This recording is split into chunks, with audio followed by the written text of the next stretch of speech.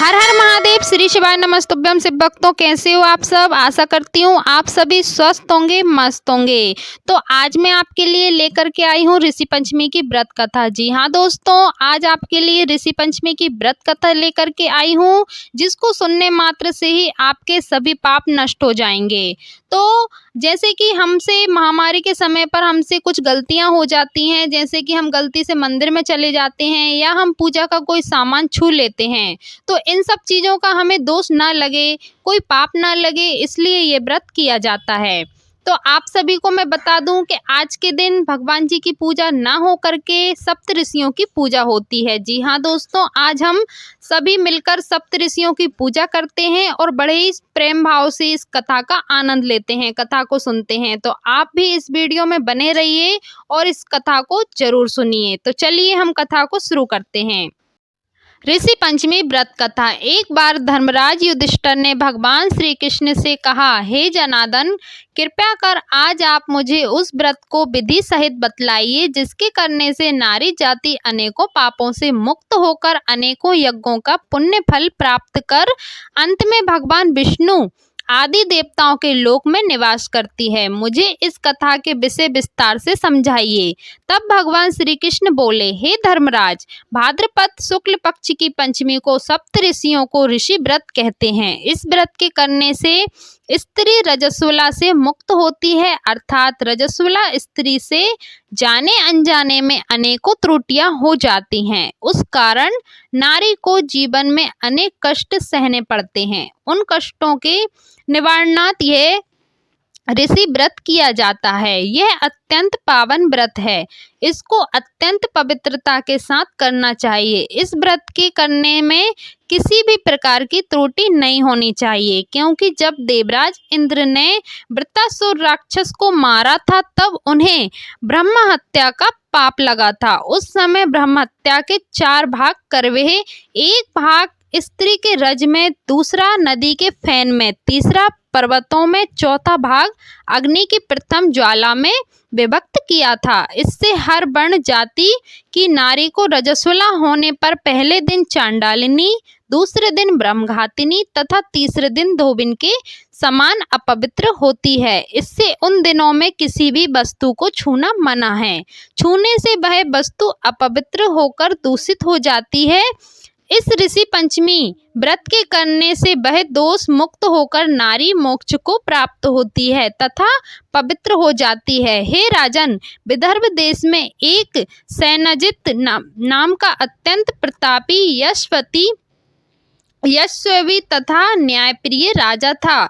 उसी राज्य में एक सुमित नाम का विद्वान ब्राह्मण था। उसकी पत्नी, जिसका नाम जयश्री था, ऋषि कार्य में अचानक रजस्वला धर्म को प्राप्त हो गई और वह समय अनुसार भोजन आदि प्रति वस्तु छूती रही। इस प्रकार समय पूरा होने पर दोनों पति पत्नी की मृत्यु हो गई। मरने के बाद पुनर्जन्म में ब्राह्मणी को कुतिया का जन्म मिला था तथा ब्राह्मण को बैल का जन्म मिला तथा अपने तप के प्रभाव से दोनों को अपने पूर्व जन्म की पूरी बातों का स्मरण था।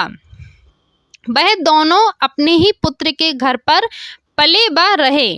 एक दिन श्राद्ध पक्ष में ब्राह्मण पुत्र ने अपने पिता की श्राद्ध तिथि के दिन विधि पूर्वक ब्राह्मण भोजन किया तथा अपनी पत्नी को अत्यंत स्वादिष्ट पकवान बनाने की आज्ञा दी। इधर ब्राह्मण पुत्र वधू ने विविध पकवान, खीर आदि भोजन बनाकर तैयार किए। दुर्भाग्य से उस खीर में एक सर्प ने विष उगल दिया। यह हाल ब्राह्मणी, जो कुतिया की योनि में थी, सब देख रही थी।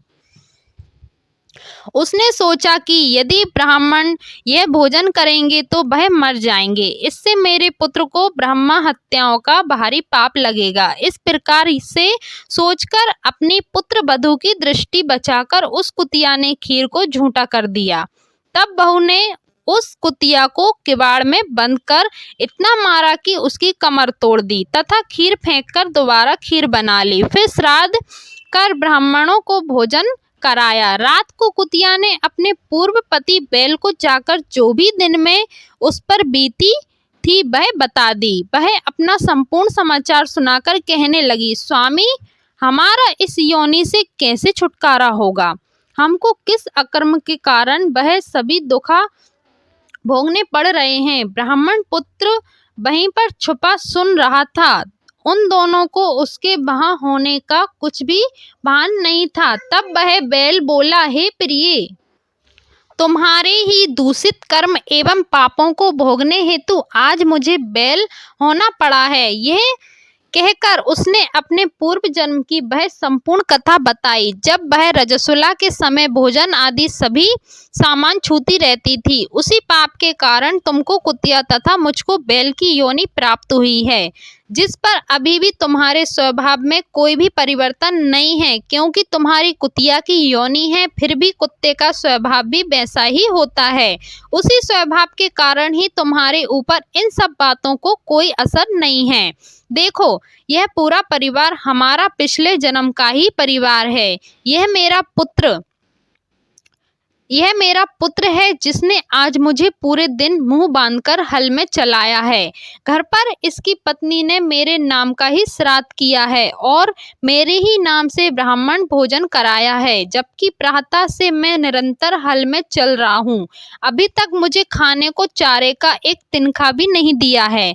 यह सब तेरे उस दुष्कर्म का ही प्रभाव है। उन दोनों की पूरी बात सुनकर उसके बेटे को घोर कष्ट हुआ। वहां से आकर उन बैल एवं कुतिया दोनों माता पिता को भोजन देकर वह अत्यंत दुखी बन को चला गया।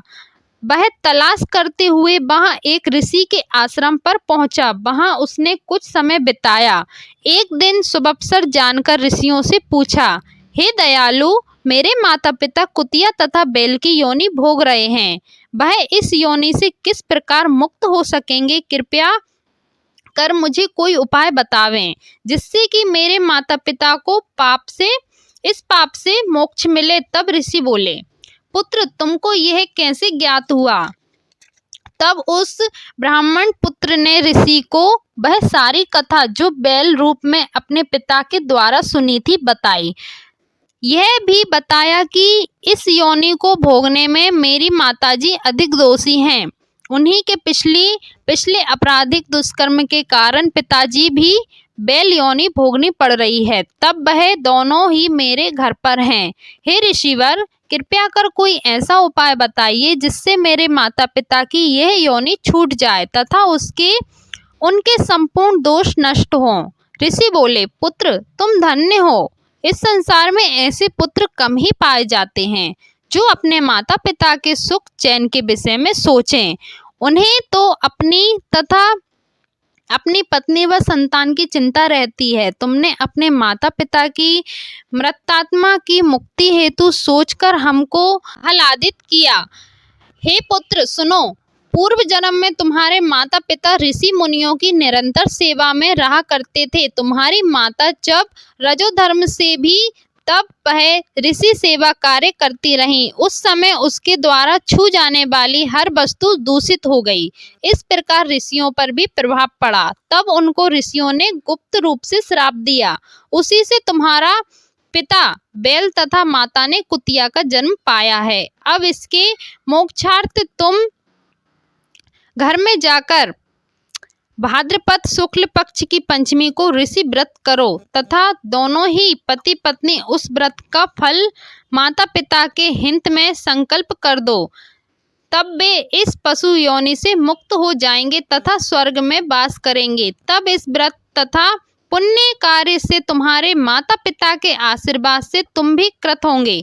तुम्हारा कार्य भी निष्फल न होगा। अर्थात तुम यह कार्य दोनों प्राणी मिलकर श्रद्धा पूर्वक विधि विधान से करो। ऋषियों की बात को सुनकर ब्राह्मण पुत्र अपने पुत्र को अपने घर आया तथा पत्नी को संपूर्ण समाचार बतलाया। पत्नी की सहमति से दोनों ने उस व्रत को भाद्रपद मास की शुक्ल पक्षी पंचमी को अत्यंत श्रद्धाभाव से विधि पूर्वक किया तथा पंडित जी को बुलाकर उस व्रत का फल संकल्प अपने माता पिता के लिए किया, जिनके प्रभाव से वह दोनों ही अपनी पशु योनि से मुक्त हुए तथा विमान द्वारा देवलोक को प्रस्थान कर गए। हे राजन, जो नारी इस व्रत को संपूर्ण विधि के साथ अत्यधिक श्रद्धा भाव से पालन करती है तथा सप्तऋषियों का पूजन आदर सहित करती है, वह भयंकर रजस्वला दोष से मुक्त होकर धन्य धान पुत्र पौत्रादि का सुख भोगती है, सौभाग्यवती होकर अमर पद को प्राप्त करती है। इसलिए इस व्रत के करने से नारी जाति का समस्त पापों से उद्धार हो जाता है।